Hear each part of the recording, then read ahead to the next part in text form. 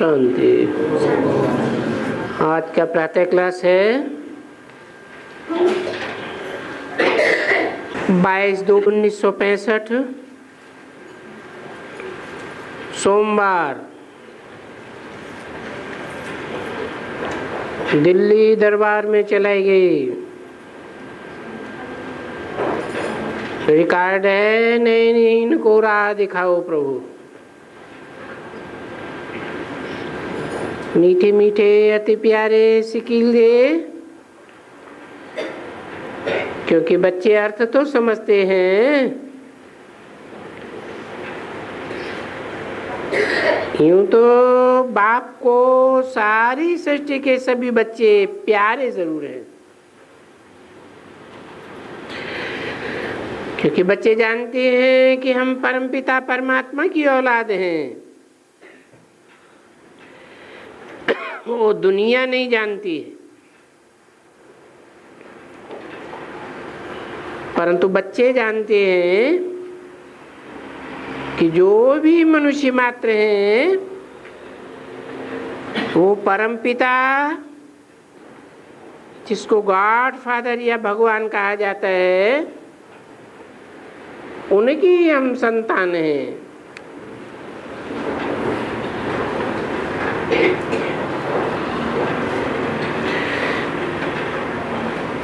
एक ईश्वरीय फैमिली है।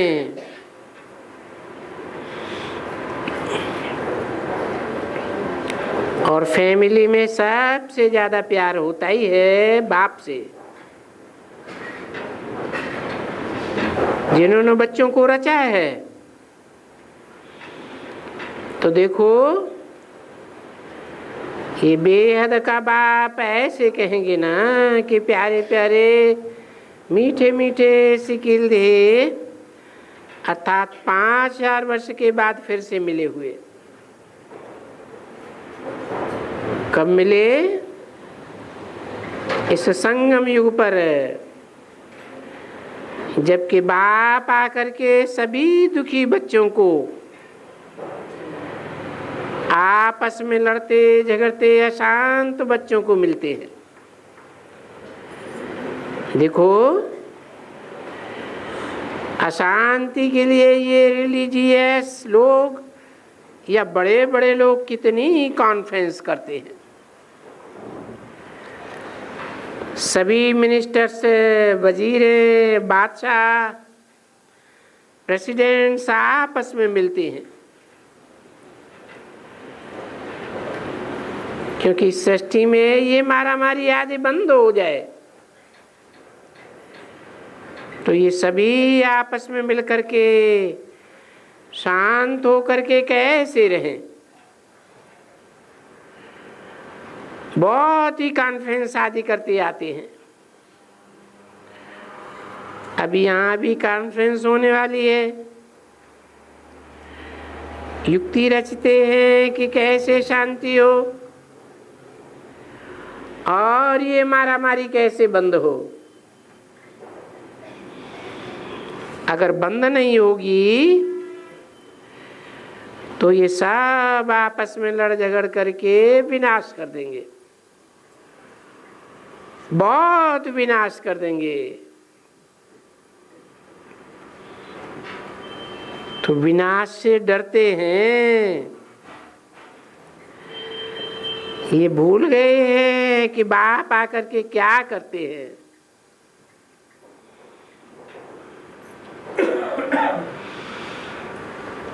बरोबर सुखधाम की स्थापना करे।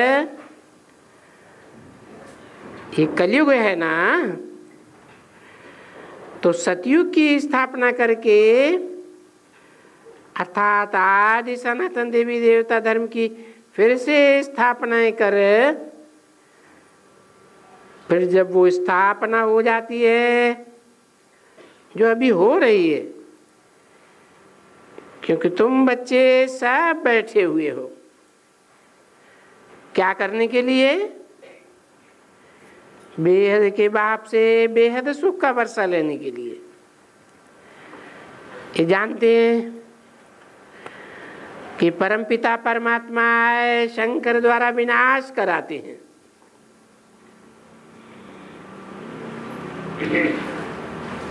अब ये तो बहुत सहज बात है। अभी कराते हैं तो विनाश तो जरूर होगा ना, होना चाहिए, क्योंकि ये सभी बहुत दुखी हैं। तो ये बाप का फर्ज ठहरा, कल्प कल्प आकर के सभी जो बच्चे दुखी हैं उनको क्या करना, सुखी बनाना। बच्चे जो दुखी हैं वो किसको सुखी कैसे करेंगे? बच्चे जो सभी पतित हैं वो पतित किसको पावन कैसे करेंगे? सो भी कोई एक या दो का सवाल नहीं है, नहीं, सारी दुनिया के मनुष्य मात्र के लिए। गाते भी हैं कि बरोबर एक ही सदगति दाता है। कहते हैं परमपिता सदगति दाता, आ करके हम पतितों को पावन बनाओ। सब गाते रहते हैं, क्योंकि सबको दुखी होना ही होता है। ये तो पुरानी दुनिया हो गई। भारतवासी भी जानते हैं और सभी धर्म वाले भी जो सेंसिबल हैं जानते हैं कि प्राचीन भारत में यहाँ गॉड एंड गॉडेस का राज्य था। बाहर वाले जानते हैं कि उस समय में भारत में हम लोग नहीं थे। जो भी धर्म वाले हैं वो जानते हैं कि हम लोग पुराने भारत में नहीं थे। इस भारत की बहुत महिमा है, क्योंकि पहले तो प्राचीन भारत है ना, ये पहली पहली भगवान की फैमिली है।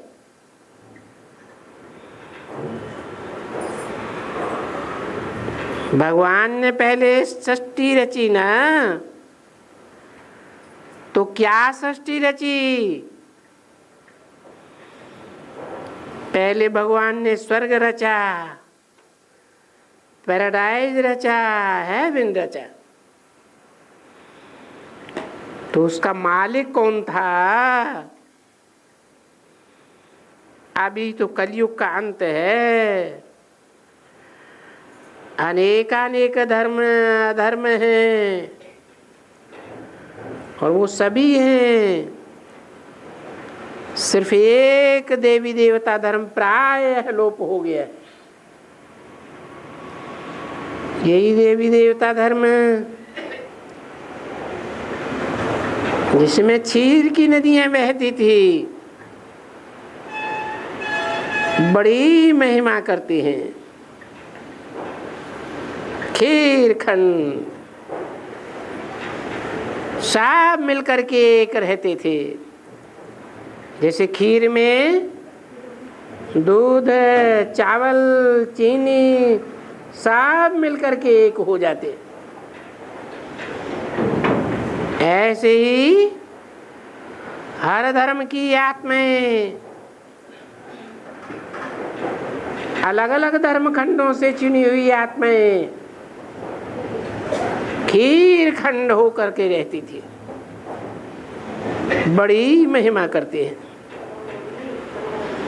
वो ही भारत अभी कंगाल महान दुखी है।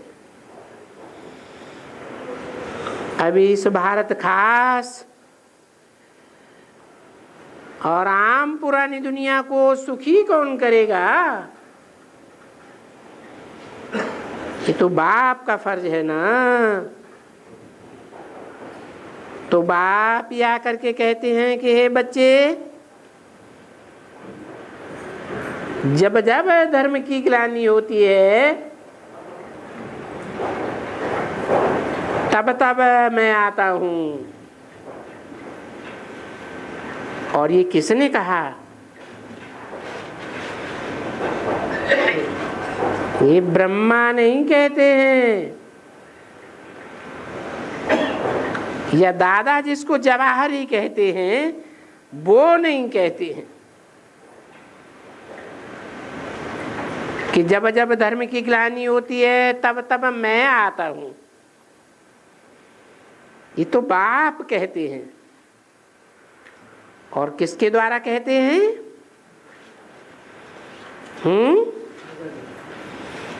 मुकर्रर शरीर के द्वारा कहते हैं या टेम्परेरी शरीर के द्वारा कहते हैं?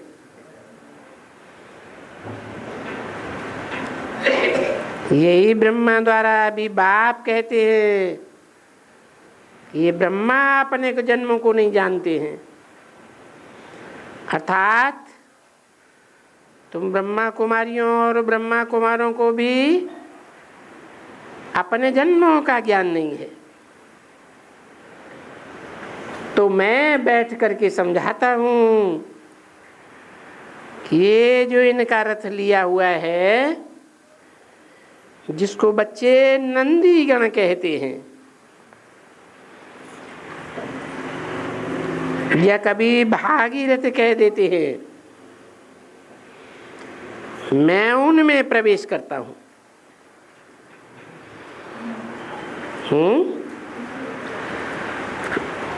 उनमें प्रवेश करता हूं या उसमें प्रवेश करता हूं या इसमें प्रवेश करता हूं? किसमें प्रवेश करता हूं?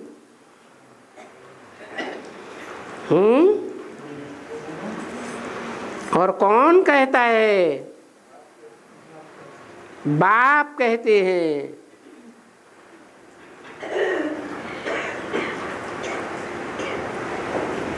न इसमें प्रवेश करता हूं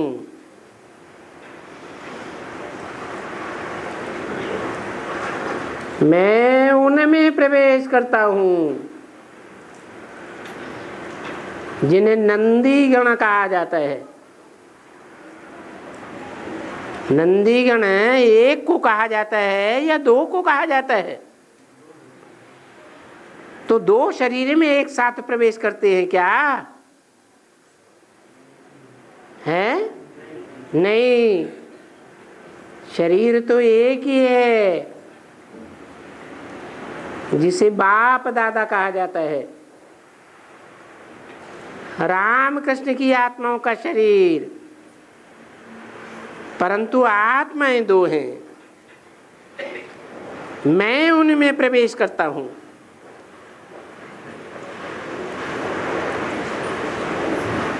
कोई भी दूसरे शरीर में आत्मा का प्रवेश, ये तो यहाँ भारत में एक रस्म है। क्योंकि जब अपने कोई मर जाते हैं तो उनको ब्राह्मणों में बुला करके फिर पितृ खिलाते हैं। ब्राह्मणों को बुलाते हैं कि हम अपने बाप को बुलाते हैं, अपने बाप का आवाहन करते हैं।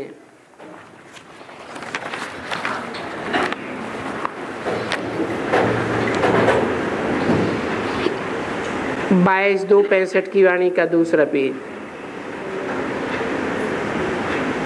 उनके लिए बहुत रखते हैं, वो आएगा। वो ब्राह्मण के लिए दीवा लगाते हैं, वो इस ब्राह्मण के तन में आकर के भोजन पहनेगा। आगे तो बहुत रस्म थी और वो आत्माएं आकर के बातें सुनाती थी, पूछते थे कि सुखी हो, कहाँ हो? फिर वो बताते थे। तो क्या होता था? जरूर वो आत्मा उसमें प्रवेश करती होगी। भले ये सवाल पीछे है कि वो मर जाते हैं, मर जाते हैं क्या?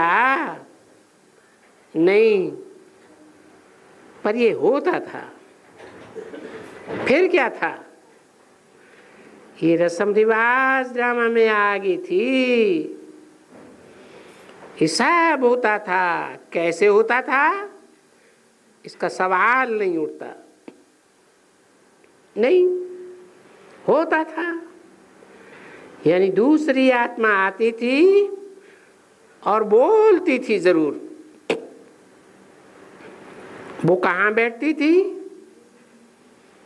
जरूर वो जो आएगी तो जैसे ब्राह्मण का आत्मा के बाजू में आकर के बैठेगी। तो अभी भी बाप क्या करते हैं? बाप खुद कहते हैं मेरे को अपना शरीर नहीं है, मैं जरूर आकर के दूसरे शरीर में प्रवेश करता हूं। नहीं तो मैं कैसे सुनाऊं? मुझे गाते तो हैं ज्ञान का सागर है। देखो याद करो, ये समझने की बहुत अच्छी बहुत ऊंची बातें हैं। देखो कैसे आते हैं। वो बोलते हैं साधारण बूढ़े तन में आता हूं।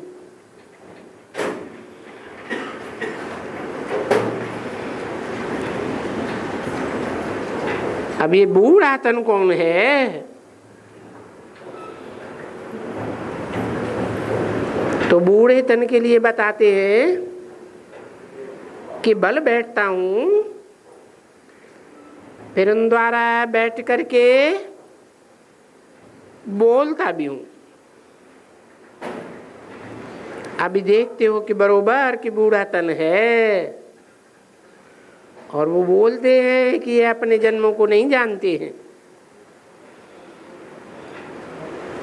वहां शास्त्रों में तो क्या क्या लगाई दिया है कि मनुष्य 84 लाख जन्म लेते हैं। वो तो मैं 84 लाख का वर्णन भी नहीं कर सकता। हाँ 84 का हिसाब तो सुनाया जा सकता है। तो वो बैठ करके समझाता हूं और आता भी हूं भारत में। तो बच्चों को पहले ये समझना चाहिए क्या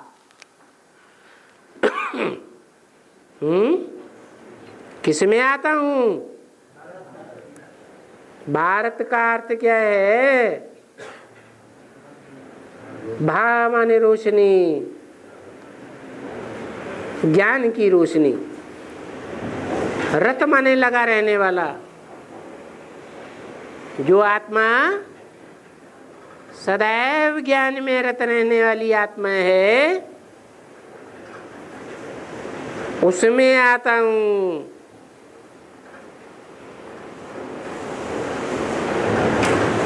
साधारण बूढ़े तन में आता हूं।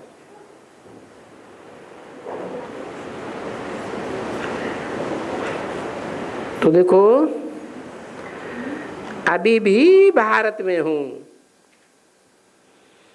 तो बच्चों को पहले ये समझना चाहिए।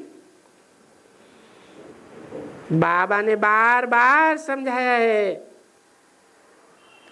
कि एक ये बनी बनाई बन रही है, अब कुछ और नई नहीं बननी। ये जो कुछ भी है एक बहुत बड़ा बेहद का ड्रामा है, एक नाटक है। ड्रामा ड्रामा कैसे टिक टिक होता है? तो जो कुछ भी पास्ट होता है वो फिर से रिपीट करना है। तो ये है बेहद का ड्रामा। और इस बेहद के ड्रामा को बेहद का बाप ही समझा सकते हैं। जो हद के बाप हैं। मान लो क्राइस्ट है क्रिश्चियंस की बहुत बड़ी जेंट्री का बाप है। दुनिया में जो भी 500 करोड़ की आबादी है उसमें 200-250 करोड़ तो क्रिश्चियंस हैं। इतनी बड़ी जेंट्री का बाप, परंतु हद का बाप है कि बेहद का है? उसको भी हद का कहेंगे। हद लगी हुई है 200, 200, 250 करोड़ की, और ये तो बेहद का बाप है, सारी मनुष्य सृष्टि का बाप। तो वो आकर के समझाते हैं। बेहद के कोई भी विद्वान, आचार्य, पंडित होते ही नहीं हैं, वो सब हद के हैं और हद की बातें समझाते हैं। क्योंकि बाप आकर के कहते हैं कि हे बच्चे, तुम जो कुछ भी ये वेद, शास्त्र, ग्रंथ, तप, जप ये सब करते हो, ये सभी भक्ति मार्ग है। कौन सा मार्ग है? भक्ति मार्ग। बुद्धि भागती रहती है, कहीं एक ठिकाने टिकती नहीं है, एकाग्र नहीं होती है। तो इन भक्ति से तुम कुछ भी प्राप्त नहीं कर सकते हो। इस भक्ति में कोई सार नहीं है। भक्ति मार्ग में कोई सार है ही नहीं। क्या होता है? अल्पकाल क्षण भंगुर सुख। समझो, कोई ने बैठ करके कृष्ण की नवदा भक्ति की, बस मुझे दर्शन दो, या माता को, काली को, कोई को भी बहुत ही चित्र बनाए दिए हैं। बाप ने समझाया है, पहले तो ये समझो कि तुम मनुष्य हो, जानवर तो नहीं हो। भगवान जानवर के रूप में आवेगा, जानवरों को समझावेगा या मनुष्यों को समझावेगा? मनुष्य ही तो समझेंगे ना, जानवर तो नहीं समझेंगे। तो ये गणेश, ये हनुमान,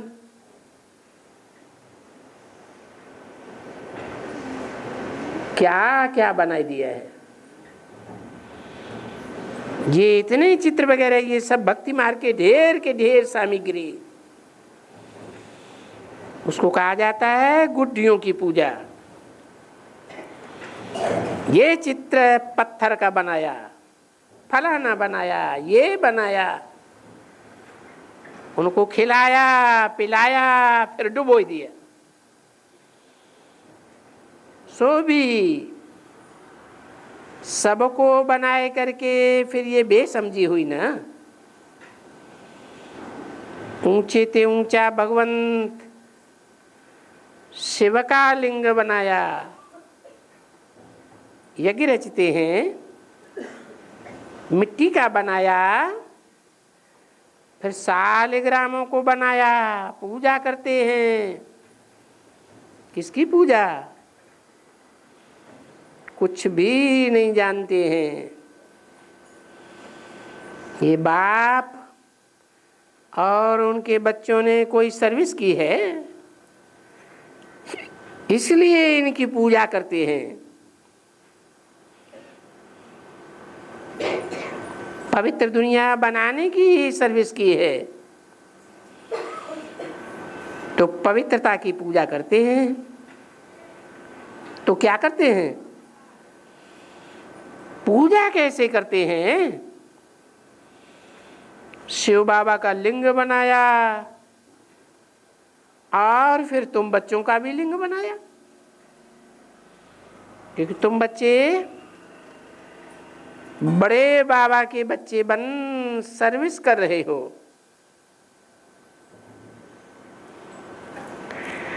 क्या करते हो? बरोबर भारत को फिर से पवित्र बनाने में मदद करते हो, क्योंकि तुम हो खुदाई खिदमतगार। वो मुसलमान भी कहते हैं, क्योंकि तुम्हारी बाप से प्रीति है। बाप की मत पर, श्रीमत पर तुम्हारी प्रीति है। भाई श्रीमत तो गीता का शास्त्र है, नाम ही है श्रीमद् भगवत गीता। अभी भगवान तो शास्त्र नहीं पढ़ेंगे, न शास्त्र बनाएंगे। कोई भी धर्म पिता आकर के शास्त्र बनाता है क्या? शास्त्र पढ़ता है या ओरली सुनाता है? क्या करता है? कोई भी धर्म पिताओं ने आकर के मुंह जबानी सुनाया, कोई शास्त्र पढ़ करके नहीं सुनाया। शास्त्र तो बाद में बनते हैं, कुछ भी नहीं सुनाया, जैसा समझते हैं। क्योंकि समझने वाले कोई भी शास्त्र नहीं उठाएंगे। जो धर्म स्थापन करने वाले होंगे वो शास्त्र नहीं उठाएंगे। वो तो आते ही हैं धर्म स्थापन करने, और उनके पास धर्म स्थापना की जो नॉलेज है वो बैठ करके सुनाएंगे। ऐसे नहीं है कि क्राइस्ट आया तो बाइबल उठा करके पढ़ा। वो आए ही हैं धर्म स्थापन करने। तो कहते हैं कि बरोबर बाबा ने उनको भेजा है कि जा करके धर्म स्थापन करो।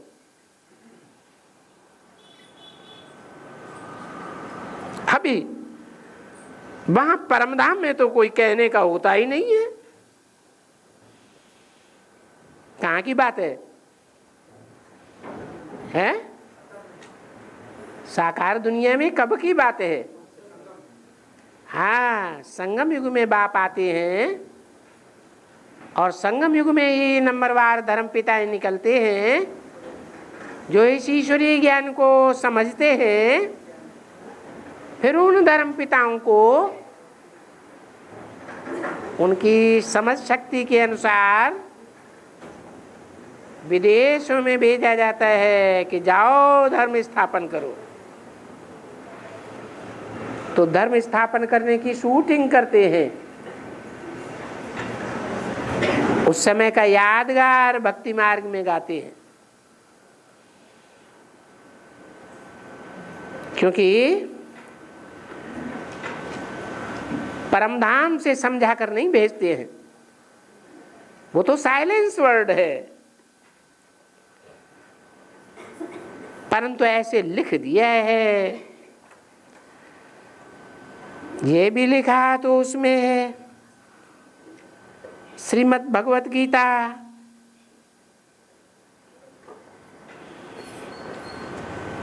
श्रीमत यानी श्रेष्ठ मत, तो बराबर ऊंचे ते ऊंची मत है भगवान की। गाते भी है ऊंचे ते ऊंचा भगवंत। तो श्रीमत भी भगवान की है ना। तो अभी जानते हो कि हम श्रीमत पर चल देवी देवता बनते हैं। नटशैल में एक पाई पैसे की बात कहते हैं कि बच्चे अब मुझे याद करो। देखो अक्षर ही दो हैं, एक तो विस्तार बताते हैं, दूसरा दो अक्षर कहते हैं। विस्तार क्या बताते हैं? रचना के आदि मध्य अंत को समझो। और सार क्या बताते हैं मेरे को? अरे याद करो, बड़े प्यार से 2 अक्षर समझाते हैं। 22/265 की वाणी का 3रा पेज। बच्चे जानते हैं कि अभी हमको जो सबका निराकार बाबा है वो हमको बताते हैं। ये किसी मनुष्य की बुद्धि में नहीं है कि ईश्वर ने हमको पैदा किया, खुदा ने हमको पैदा किया है। खुदा तो निराकार, हमको कैसे पैदा करेगा है? अरे हम तो साकार हैं या निराकार? निराकार नहीं है, हैं? तुम आत्मा हो या शरीर हो? तो निराकार है या साकार है आत्मा? तो भूल गए थे। बाप ने आकर के हमको पैदा किया कि तुम साकार शरीर नहीं हो, तुम क्या हो? तुम तो निराकार ज्योति बिंदु आत्मा हो। तो ये कहते हैं ना मुसलमान, खुदा ने हमको पैदा किया, सबको खुदा ने पैदा किया, परंतु जानते थोड़े ही हैं कि हम कौन हैं। अपन को देह समझते हैं कि आत्मा समझते हैं? देह समझते है तो बाप ना।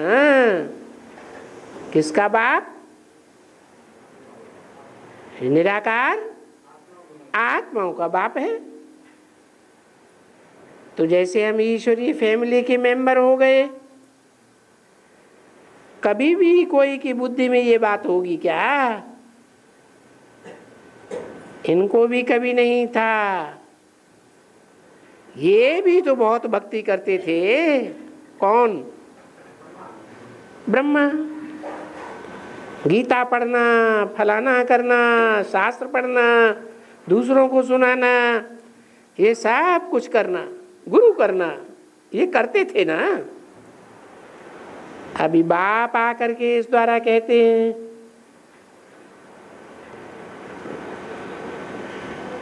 तो बाप आज जो कहते हैं ये तो नहीं कह सकता।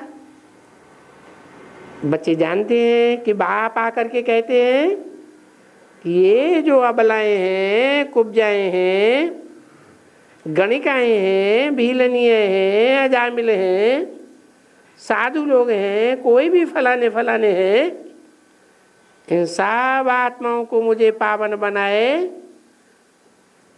और मुझे वापस में साथ ले जाना है। किनका किनका नाम दिया? अबलाएं कलयुग के अंत में आकर के ये नारी जाति अबला बन जाती है। जो नई दुनिया के आदि में शिव की शक्तियां थी, सबलाएं थी, वो अंत में अबला बन जाती हैं। शरीर का बल भी नहीं, मन बुद्धि का भी बल नहीं, धन का बल भी सारा मनुष्यों के हाथ में, पुरुषों के हाथ में चला जाता है। ऐसी अबलाओं को सबला बनाते हैं। जाए है कुब्जा मने कुबड़ी, यानी कि रीढ़ की हड्डी टूटी हुई है। ऐसी कुबड़ी जिसमें बैकबोन बाप दादा नहीं आ सकता। क्या भगवान पुरुषों में आते हैं, पुरुषों में प्रत्यक्ष होते हैं कि स्त्री जाति में प्रत्यक्ष होते हैं? पुरुष में आते हैं। ये नहीं कहा मैं कुबड़ी को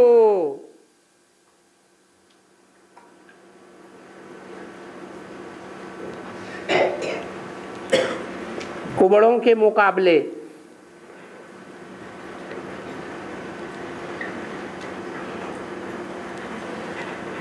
कुबड़े क्यों नहीं कहा? कुबड़ी क्यों कहा?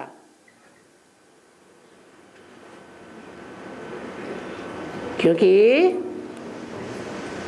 अबलाएं हो जाती हैं, इतना बल नहीं रहता जो भगवान का बोझ वहन कर सके। गणिकाएं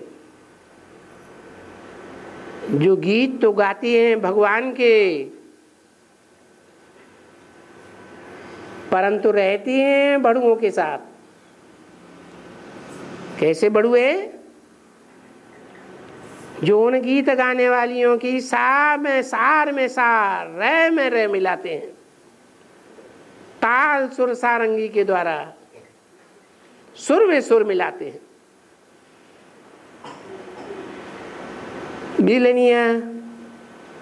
बीलनी कहा जाता है शूद्राणी को। शूद्राणी तो अपवित्र होती है, व्यभिचारिणी होती है। अजामिल जैसे, अजामिल, अजा माने बकरा, बकरी, जो बकरा बकरी से मिल जाते हैं।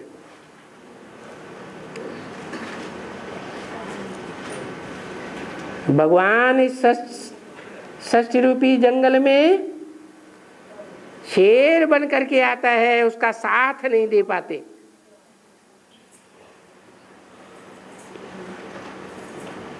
तो ऐसे जो भी हैं, इन सब आत्माओं को मुझे पावन बनाना होता है। पावन बना करके वापस साथ में ले जाना है।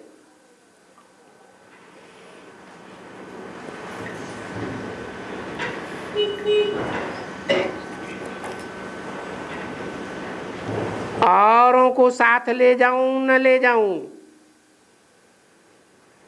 लेकिन उनका उद्धार पहले करता हूं। अभी बाबा आया है, तुमको इस दुखधाम से छुड़ाने के लिए आया है। तो बाबा कहते हैं मैं प्री ऑर्डिनेंट वर्ण रामानुसार फिर से आया हूं। ये बेहद का ड्रामा पूर्व निश्चित है। तुम सब आत्माओं को वापस ले जाने आया हूं। आकर के आत्माओं को कहते हैं ना, आत्माओं से ही बात करते हैं। जो आत्माएं नहीं बनते हैं, आत्म की स्थिति में रहने की प्रैक्टिस नहीं करते हैं, देहभान में रहते हैं, उनसे तो मैं बात भी नहीं करता हूं। किससे बात करता हूं? आत्माओं से बात करता हूं। ये परमात्मा इस आत्मा को साथ ले जाएंगे। ये आत्मा मुझे सुनती है कि बरोबर बाबा हमको नॉलेज दे रहे हैं, और ये सुनते रहते हैं। कोई से तो सुनाएंगे ना, उनको अपना शरीर तो है ही नहीं। कहते भी हैं कि मैं साधारण तन में आता हूं,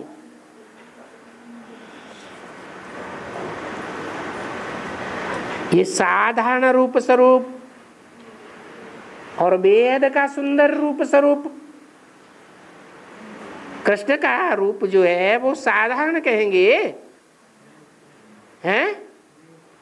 कृष्ण तो बड़ा सजा सजाया,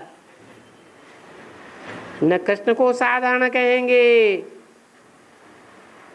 न कलयुगी दुनिया में दादा लेखराज को साधारण स्वरूप वाला कहेंगे।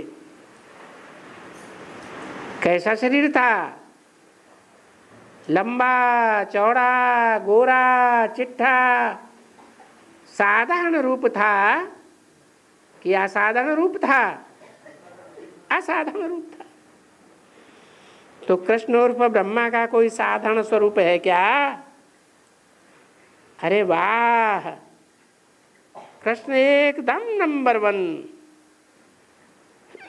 जो भारत का पहला स्वर्ग का शहजादा है, उसको कोई साधारण थोड़ा ही कह सकेंगे।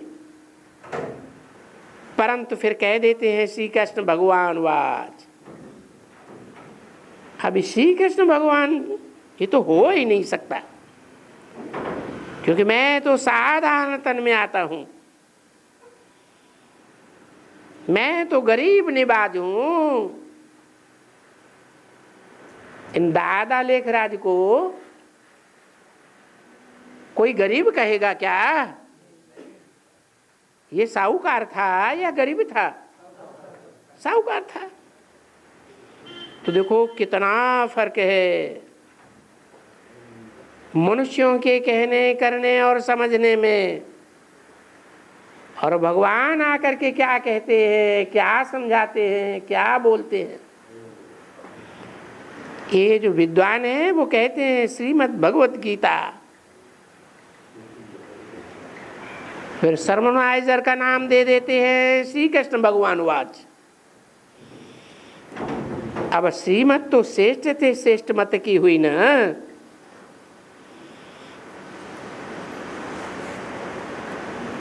कृष्ण तो सतयुग का फर्स्ट प्रिंस, श्रेष्ठ बनने वाला है या बनाने वाला है? बनने वाला छोटा बच्चा हो सकता है, रचना हो सकता है, बाप नहीं हो सकता। बाप जिसे रचयिता कहा जाता है वो बड़ा होगा या छोटा होगा? बच्चा तो बेसमझ होता है, बच्चा कैसे रचना रचेगा? संगम युग पर श्री कृष्ण तो हो ही नहीं सकते हैं। हाँ, वो श्री कृष्ण की आत्मा अंतिम जन्म में दाढ़ी मूछ वाला ब्रह्मा हो सकता है, दादा लेखराज, परंतु वो भी समझदार कहेंगे, सालिम बुद्धि कहेंगे या बच्चा बुद्धि कहेंगे? क्यों? क्योंकि भगवान ने जो कुछ सुनाया उस मुरली को उन्होंने समझा नहीं समझा। क्या समझ बैठे? शिवो हम, मैं गीता का साकार भगवान हूं। अपने को पढ़ने वाला समझा या पढ़ाने वाला समझा? पढ़ाने वाला समझ के बैठ गए। तुम बच्चों ने श्री कृष्ण का चित्र देखा है ना? आर्टिफिशियल श्री कृष्ण तो बहुत बन जाते हैं। कितने हैं जो दुनिया में आर्टिफिशियल श्री कृष्ण बन करके बैठते हैं, गोपियां इकट्ठी कर लेते हैं, फिर डांस करते हैं गोपियों के साथ। ये तो ठगी बहुत करते हैं। क्यों? ये समझना चाहिए कि ये जो श्री कृष्ण का वेश धारण किया हुआ है ये तो इनका नाटक है, ये भक्ति मार्ग में नाटक। क्योंकि कृष्ण को दुनिया में बहुत प्यार करते हैं, अब वो कोई कृष्ण थोड़े ही हैं जो कपड़े पहन कर बैठ करके मुरली हाथ में लेकर बैठ जाते हैं। अरे कृष्ण तो सतयुग में होगा ना कि कलयुग में होगा? फिर कोई कृष्ण के नाम से कृष्ण थोड़े ही हो जाएंगे। श्री कृष्ण तो बहुतों ने नाम रख दिया है। क्या नाम रख दिया है? ऐसे दुनिया में बहुत साधु संत हैं, कृष्ण बन कर भगवान बन करके बैठ जाते हैं। नाम रख दिया श्री कृष्ण, तो नाम रख देने से काम हो जाएगा? है? श्री कृष्ण का नाम क्या है? उसका अर्थ क्या है? हैं? कृष्ण माने काला।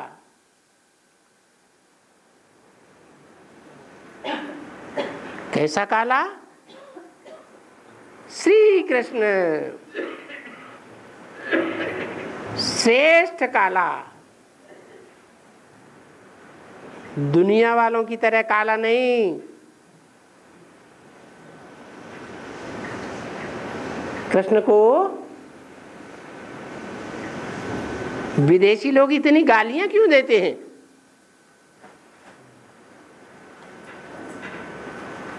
अरे विदेशी लोगों को छोड़ो, भारतवासी भी गालियां देते हैं। गोपियों को भगाया, मक्खन चुराया, क्या क्या कहते रहते हैं, चोर बनाया।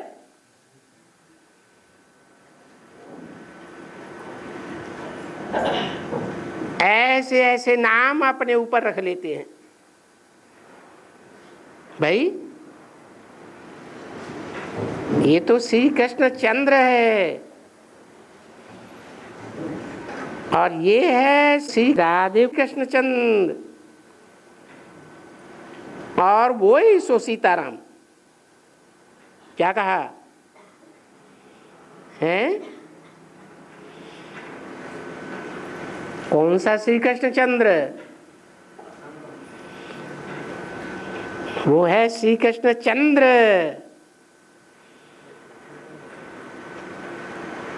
और ये है सीताराम।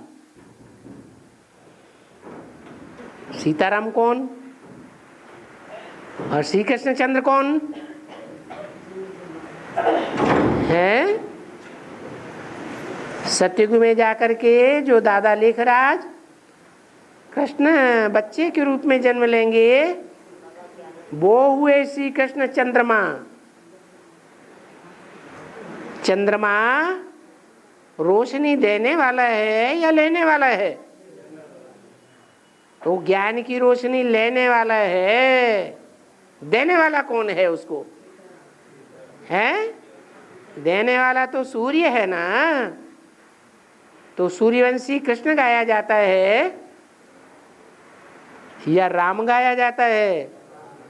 राम गाया जाता है। तो संगम युग में ये साक्षात ज्ञान सूर्य सीताराम के लिए कहा गया है। आजकल नाम ही रख देते हैं। किसका नाम सीताराम है तो लिखेंगे सीताराम, ऐसे लिख देते हैं। अब सीता अलग और राम राम अलग, दोनों नाम इकट्ठे कर देते हैं। क्योंकि आजकल जैसे बंदर लोगों के ऊपर श्री का टाइटल ताज रख दिया है। इसको यहाँ बंदर समुदाय कहा जाता है, क्योंकि वो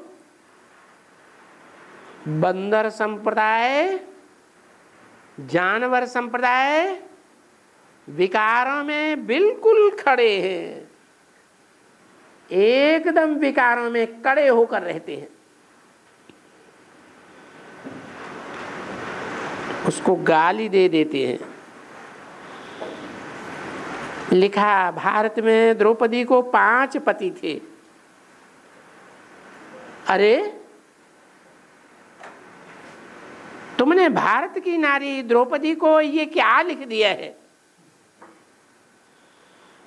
ये शास्त्रों में क्या किया? भारत की माता जो पति को गुरु ईश्वर सब कुछ समझती है,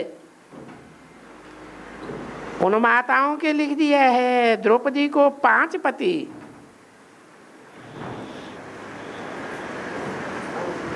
कौन हुई भारत की माता? है जो बाप कहते हैं तुम सब द्रौपदियां हो, तुम सब सीताएं हो, तुम सब पार्वतियां हो, तो भारत की हैं या विदेश की हैं? भारत की है ना। उनमें भी मूल भारत माता कौन हुई?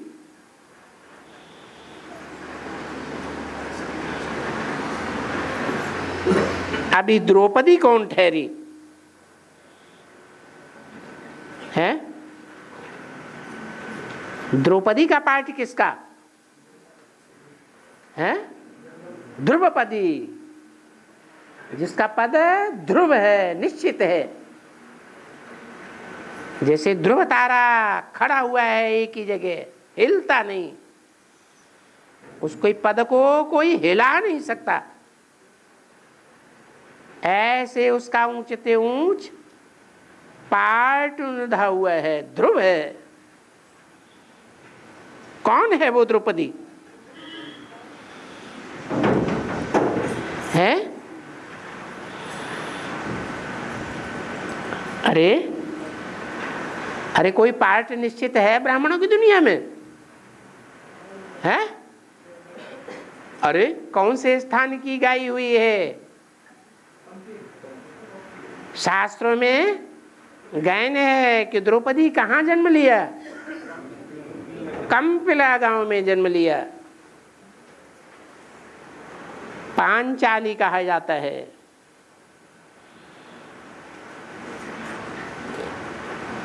तुम सब द्रौपदियां हो और तुम सब ने कहाँ जन्म लिया है? तुम सब ने भी कंपिल में जन्म लिया, द्रौपदी ने भी कंपिल में जन्म लिया, तो तुम सब द्रौपदियां हो या एक द्रौपदी है?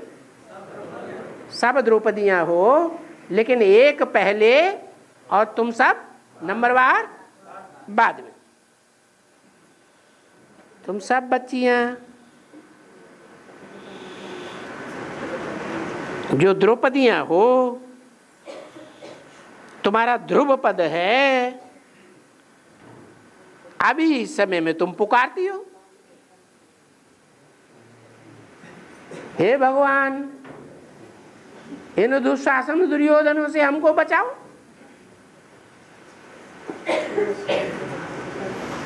और वो मुख्य द्रौपदी पुकारती है या नहीं पुकारती है? वो भी पुकारती है कि हे भगवान इसे दुर्योधन दुशासन से हमको बचाओ, ये दुष्ट युद्ध करता है विकारों के मामले में, दुष्ट शासन करता है, हाथ पांव बांध देता है।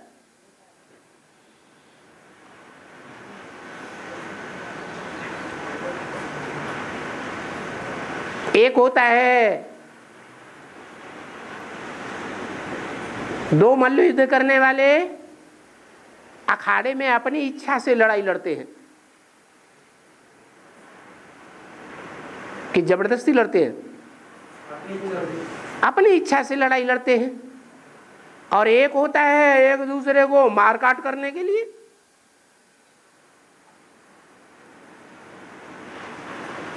उनको बलात्कारी कहा जाता है। कल पहले भी इस समय में पुकारा था, हे बाबा हमको ये पति नगन करते हैं। अभी जो नगन करते हैं जबरियन, दुष्ट बाहुबल का शासन चला करके नगन करते हैं।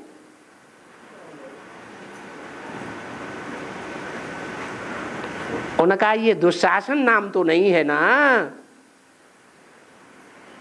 है? जो जबरियन नगन करते हैं, बलात्कार करते हैं, उनका नाम दुशासन है क्या? है? नहीं, नाम तो दुशासन नहीं है। हाँ, ऐसे पति ही हैं जो घर घर में पत्नियों को नग्न करते हैं जबरियन। उनकी इच्छा हो, भावना हो या न हो, नहीं तो पत्नी की भावना होती है पति के प्रति, पति ही मेरा गुरु है, पति ही मेरा ईश्वर है, पति ही मेरा सब कुछ है। अगर वो भावना है तो पति है, और भावना नहीं तो फिर पति काहेगा? आप कहते हो कि नग्न नहीं हो, हे बाबा आप कहते हो पवित्र बनो,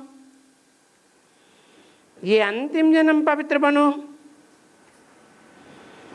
तो फिर मदद करेगी पवित्र दुनिया स्थापन करने के लिए, तभी तो मदद करेंगे। और पवित्रता तो सबसे अच्छी है। तो ये सब बहुत मार खाती हैं नग्न होने के लिए। अबलाओं के ऊपर अत्याचार होते हैं। वो एक नाटक में दिखाते हैं कि उनको साड़ियां दी, एक साड़ी दुशासन ने उतारी तो दूसरी दी, दूसरी उतारी तो तीसरी दी,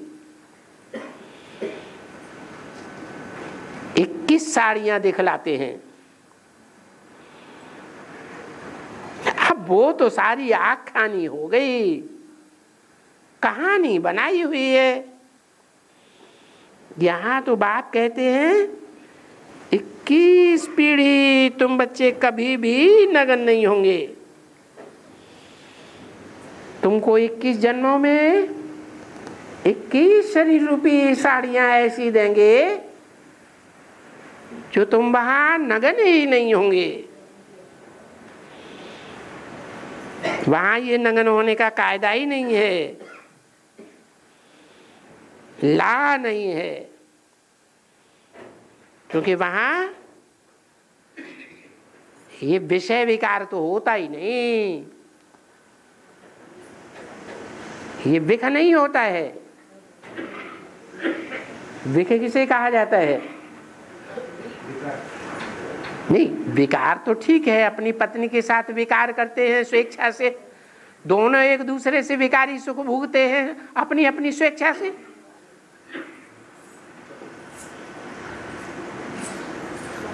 उसे विकार कहेंगे, विख नहीं कहेंगे। विष वो है जो किसी की इच्छा हो या न हो, जबरियन उसके साथ पाप कर्म किया जाए, वो कर्म विष के समान है, मार देगा। जैसे वो स्थूल विष पीने से मर जाते हैं, ऐसे यहां भी स्त्री की इच्छा के बरखिलाफ, समाज की इच्छा के बरखिलाफ,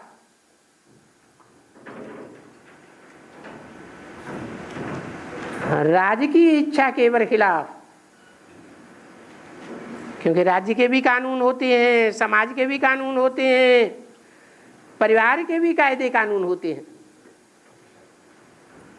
उन सब कायदों को ताक में रख करके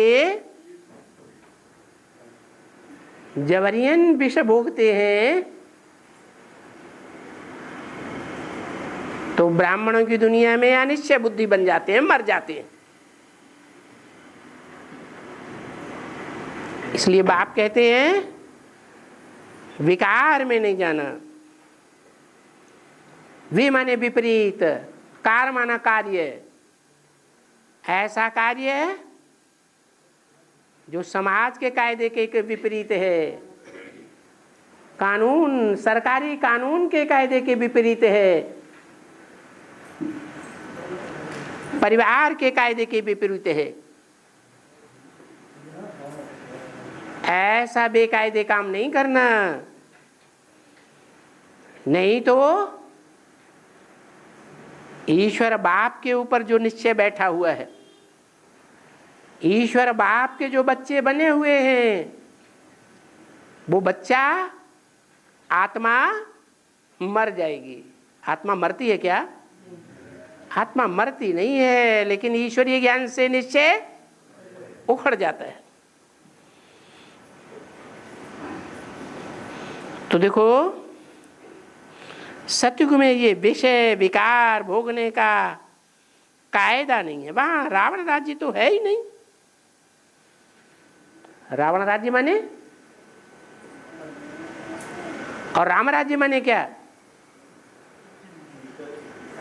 राम राज्य माने एक का राज्य,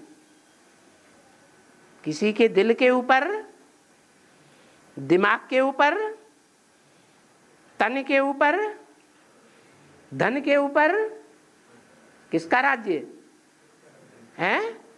एक का राज्य, माना राम राज्य। और किसी के दिल के ऊपर, दिमाग के ऊपर, धन के ऊपर, तन के ऊपर जबरियन कोई दूसरे राज्य करे तो उसको क्या कहा जाता है? रावण राज्य। ये रावण राज्य में अशुद्ध अहंकार होता है। काम, क्रोध, लोभ, मोह, अशुद्ध अहंकार। अशुद्ध अहंकार माना देह अभिमान, आत्मा का अभिमान नहीं। काय का अभिमान? मैं हूं। राजा भी कहेगा मैं राजा हूं,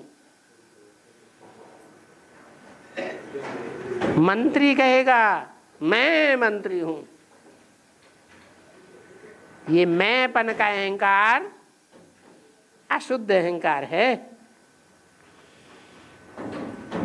ओम शांति।